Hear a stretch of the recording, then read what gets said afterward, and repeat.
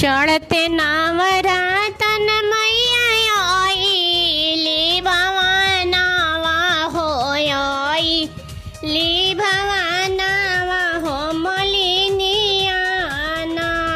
मैया के रची रची सजावे हो मलिनियाना पहिले पहिरावे मालिन साड़िया पियरिया हो साड़ी या पियरिया हो किताई उपराना मैया के चुंदारी ओढ़ावे हो किताई उपराना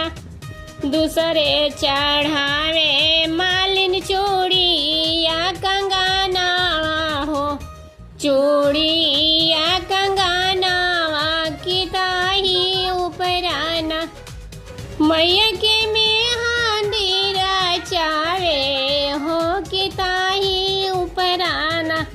तीसरे पहिरावे मालिन टीका वानथिया वा हो टीका वानथिया वा हो किताई उपराना मैया के सिंदूरा सजावे हो किताई उपराना चौथे पहिरावे मालिन पावे पये जानिया हो पावे पये जानिया किताई उपराना मैया के महावर लगावे हो किताई उपराना चढ़ते नवरातन मैया आईली भवानावा हो आईली भवानावा हो मलिनियाना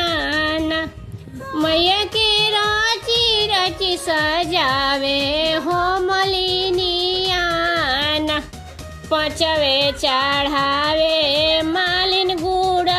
चाना नारियल हो पांचवे चढ़ावे मालिन गुड़ा चाना नारियल हो की सारी रतियाना मैया के चरना दबावे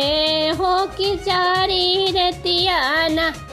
मैया के पाचारा सुनावे हो की सारी रतियाना मैया के बेनिया डोलावे हो की सारी रतियाना चढ़ते नवरातन